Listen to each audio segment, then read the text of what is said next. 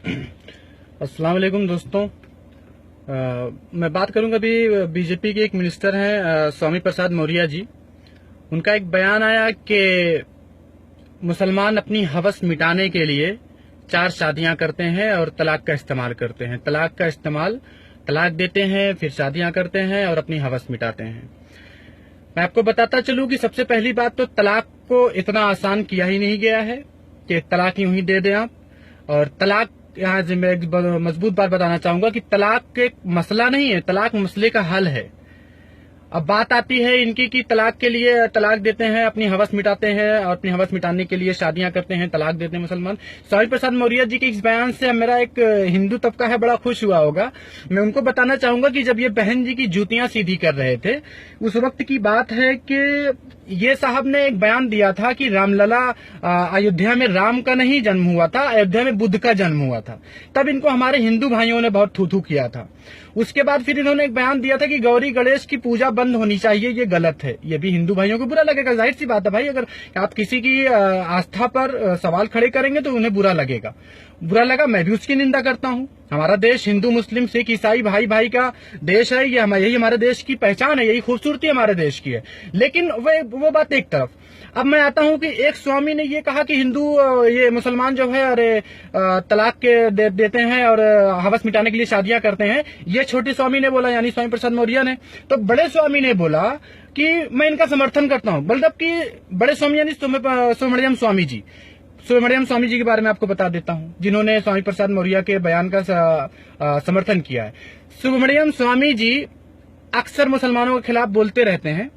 मैं उनकी सच्चाई आपको एक बताऊं कि सुब्रमण्यम स्वामी जी की सगी बेटी सुहासिनी हैदर, आप सोच रहे होंगे सुहासिनी हैदर नाम कैसे, वो तो हिंदू हैं। बता रहे हैं भाई, सुहासिनी हैदर ने अपनी दूसरी शादी, यानी सुब्रमण्यम की स्वामी की बेटी ने अपनी दूसरी शादी एक मुसलमान से की है जिसका नाम नदीम हैदर है।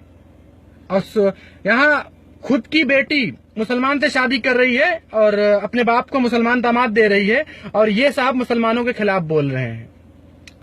ऐसा है सुब्रमण्यम स्वामी जी और स्वामी प्रसाद मौर्य जी। सुब्रमण्यम स्वामी की बात एक तरफ, स्वामी प्रसाद मौर्य जी जब आप बहन जी की जूतियां साफ कर रहे थे तो आप हिंदुओं के खिलाफ बोल रहे थे, उनकी आस्था को भड़का रहे थे।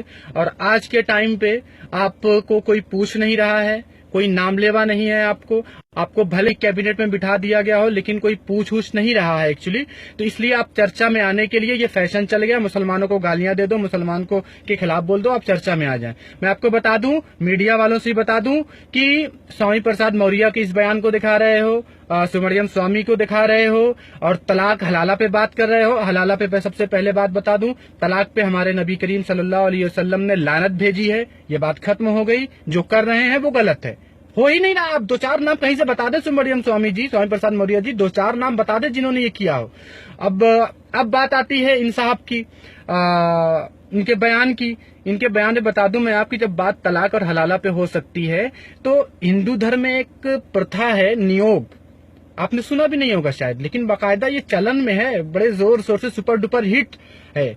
नियोग का मतलब ये है कि अगर किसी औरत को अपने पति से बच्चे नहीं पैदा हो रहे हैं तो वो एक पुरुष से अपने शारीरिक संबंध बना करके बच्चे पैदा कर सकती है। ऐसा वो 10 बच्चों को पैदा करने के लिए ऐसा वो कर सकती है। अब मैं इसके सिस्टम आपको बताता हूँ, प्रक्रिया बताता हूँ। शर्त ये है उस धर्म में कि जिस लड़की को बच्चे नहीं पैदा हो रहे हैं वो पिछड़ी जात की होनी चाहिए। हमारे इस्लाम में कुछ छोटा बड़ा नहीं है भाई, सब में नमाज पढ़ते हैं। उनके यहाँ ये है कि पिछड़ी जात की होनी चाहिए वो लड़की जिसको बच्चे नहीं पैदा हो रहे हैं, और जिस पुरुष से बच्चे पैदा करने के लिए वो शारीरिक संबंध बनाए वो ब्राह्मण होना चाहिए। और शर्त बताऊं आपको कि लड़की के घर में, यानी पति के घर में उसके साथ, उस लड़की के साथ वो ब्राह्मण पुरुष उस लड़की के साथ, लड़की के घर में, पति के घर में संबंध बनाए। अब आप बताएं इस चीज को कि हलाला जैसी जो चीज पे बहस हो रही है, हलाला पे हमारे नबी ने लानत भेजी है, उस पे मीडिया डिबेट करा रहा है, तलाक पे डिबेट करा रहा है, लेकिन क्या मीडिया नियोग जानता नहीं है? या शायद मीडिया खुद इसमें शामिल हो, मीडिया के लोग शामिल हो, वरना अगर दम है, अगर सच्चाई है तो नियोग पर आप बात करिए। यही वजह है कि पिछले दिनों मीडिया, हिंदुस्तान की मीडिया को बहुत निचले पायदान पर रखा गया ईमानदारी और सच्चाई की जहां बात आती है। हमसे बेहतर पाकिस्तान हमारा पड़ोसी मुल्क है, जिसे दुश्मन मुल्क भी कहे हम, क्योंकि हम पाकिस्तान से जरा भी मोहब्बत दिखाएंगे तो हमें पाकिस्तान प्रेमी कह देंगे। इसलिए कहूंगा हमारे पड़ोसी और दुश्मन मुल्क पाकिस्तान को हमसे बेहतर रैंक दी गई है। वहां पे इतना झूठ मीडिया में है, इतना खुराफात मीडिया में, इतनी दोगली मीडिया में है। तो मीडिया के दोस्तों, नियोग पर बात करिए। हलाला पे हमारे नबी ने लानत भेजी है। तलाक एक सिस्टम है, तलाक का सिस्टम दिया गया है कि किस तरह से तलाक दिया जाता है। आप जाइए, कुरान पढ़िए, हदीस पढ़िए, तलाक का पहले तरीका निकालिए। अब इन सब चीजों के बाद भी अगर प्रधानमंत्री नरेंद्र मोदी जी की खामोशी पर भी एक बात कहूंगा कि प्रधानमंत्री जी, आप हमारे देश के प्रधानमंत्री हैं, ना कि बीजेपी के प्रधानमंत्री हैं। अगर देश के लोगों पर इस तरह की बात तलाक हलाला पर हो रही है तो सबसे पहला सवाल हमारे देश के चौकीदार, हमारे देश के प्रधानमंत्री, वजीर आजम से सवाल किया जाना चाहिए कि माननीय प्रिय आदरणीय प्रधानमंत्री जी, आपने अपनी पत्नी के साथ कितना इंसाफ किया है। अब आपके मिनिस्टर इस तरह की बात कर रहे हैं। प्रधानमंत्री जी खुद अपनी बीवी को कितने सालों तक गुपचुप रखते हैं, यहां तक कि जब तक वो सीएम होते हैं गुजरात के, अपने नॉमिनेशन में अपनी बीवी का नाम नहीं दर्शाते हैं। अब बीवी को दिखा रहे हैं कि हाँ, ये हमारी बीवी है। इसलिए स्वामी प्रसाद मौर्य जी, पब्लिसिटी स्टंट है आपकी बात।